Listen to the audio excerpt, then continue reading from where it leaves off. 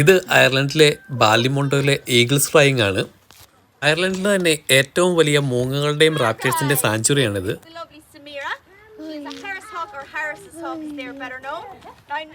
ഇവിടെ വന്നാൽ ഈ ബേഡ്സിൻ്റെ ഒക്കെ ഷോ ഉണ്ട്. ഫാൽക്കൺസ് ഉണ്ട്, കുറേ വൾച്ചേഴ്സ് ഉണ്ട്, പിന്നെ മൂങ്ങകളുണ്ട്, പലതരത്തിലുള്ള അങ്ങനത്തെ പക്ഷികളാണ്. അപ്പോൾ അതിനെപ്പറ്റിയുള്ള റിസർച്ച് കേന്ദ്രം കൂടിയാണിത്.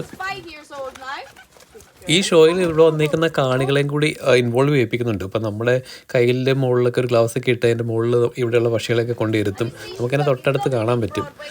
പിന്നെ പലതരത്തിലുള്ള മൂങ്ങകളുണ്ട്, പക്ഷികളുണ്ട്. അപ്പോൾ അവർ എവിടെയാണ് അതിൻ്റെ സ്വദേശം, എവിടെ നിന്നാണ് കൊണ്ടുവന്നത്, എന്തൊക്കെയാണ് അതിൻ്റെ ഫുഡ്, എത്ര വയസ്സായി, അങ്ങനെയുള്ള കുറേ ഇൻഫർമേഷൻസ് ഒക്കെ നമുക്ക് പറഞ്ഞു തരും.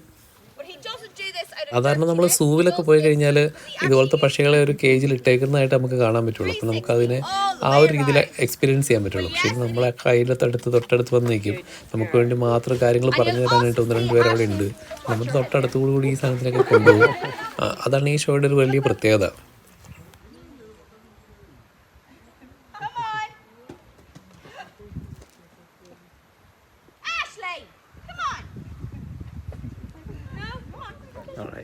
സാധാരണഗതിയിൽ ഇതുപോലുള്ള പക്ഷികളെ, ഈ ഫാൽക്കണയൊക്കെ നമുക്ക് തൊട്ട് നോക്കാമെന്ന് പറഞ്ഞത് നടക്കാത്ത കാര്യമാണ്.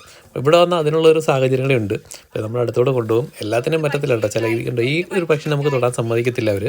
നല്ല നമ്മുടെ കയ്യിലൊക്കെ വെച്ച് തരും. ഇതിനെ കാണാൻ നമുക്ക് തൊട്ടടുത്തിരുന്ന് കാണാൻ പറ്റും.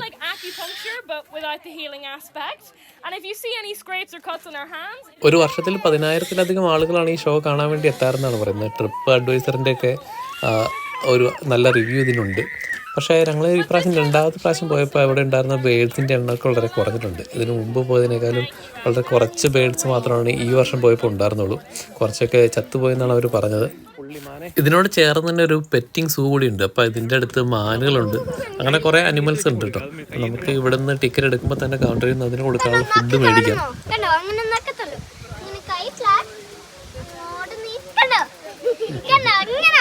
ഫണ്ണാണോ?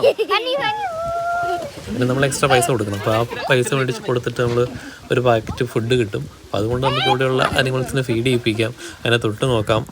അങ്ങനെ നമുക്ക് അങ്ങനെ കുറേ ആക്ടിവിറ്റീസ് പിള്ളേർക്ക് ഭയങ്കര എൻ്റർടൈൻമെൻ്റ് ആയിരിക്കും. അപ്പോൾ അത് പിള്ളേർ ഭയങ്കരമായിട്ട് എൻജോയ് ചെയ്തു.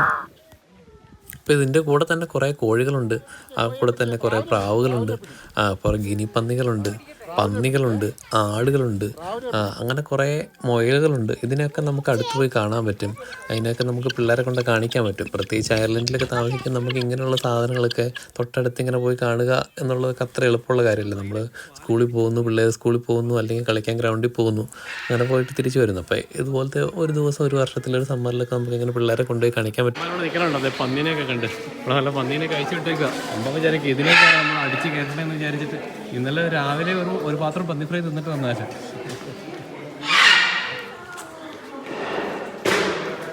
എങ്ങനെയുണ്ട് പന്നി? തേറ്റ.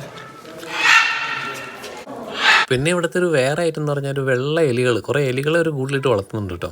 എലികളെ വളർത്തുന്നത് മാത്രമല്ല, നമുക്ക് എലികളെ പിടിച്ച് കൊഞ്ചിക്കാൻ പറ്റും. നമ്മുടെ കയ്യേക്കിടയൊക്കെ നമുക്ക് എടുത്തു തരാം. അപ്പോൾ അതിന് നമുക്കിങ്ങനെ കയ്യിലൊക്കെ പിടിക്കാം, അതിനെ നോക്കാം, കൊഞ്ചിക്കാം. അപ്പോൾ എലികളെയൊക്കെ പെറ്റ് ചെയ്യാൻ പറ്റുന്ന ഒരു സ്ഥലമായിട്ട് ഇതിനെ കണക്കൂട്ടണം. നമുക്ക് നാട്ടിലൊക്കെ ചിന്തിക്കാൻ പോലും പറ്റില്ല എലികളെയൊക്കെ പെറ്റ് ചെയ്യുക. നമ്മൾ എലിപ്പെട്ടി പിടിക്കുന്നു, കൊന്നു കളയുന്നു. പണ്ടൊക്കെ ആർത്ത് നമ്മൾ ഇതിനെ ചുട്ട് തിരുന്ന ആളുകളൊക്കെ ഉണ്ടായിരുന്നു.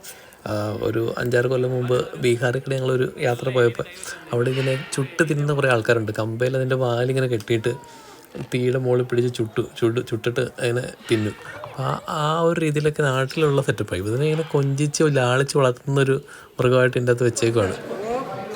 നല്ല സൂപ്പറാണത്. അതിനൊന്ന് പെറ്റ് ചെയ്തേ. താഴെട്ടോ.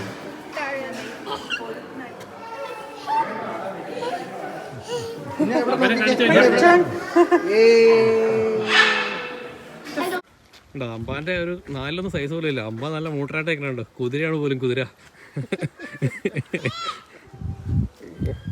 ഇതിപ്പോ കുതിരേനെ അമ്പാൻ പുറത്ത് വെച്ച് കൊണ്ടുപോകേണ്ട അവസ്ഥയാ. ഇപ്പൊ കുതിരപ്പുറത്ത് കയറാൻ വന്ന അമ്പാന. മുതിര തിന്നരുത് കുതിര, അതിരിൽ നിൽക്കുന്ന മുതിര തിന്നരുത് കുതിര.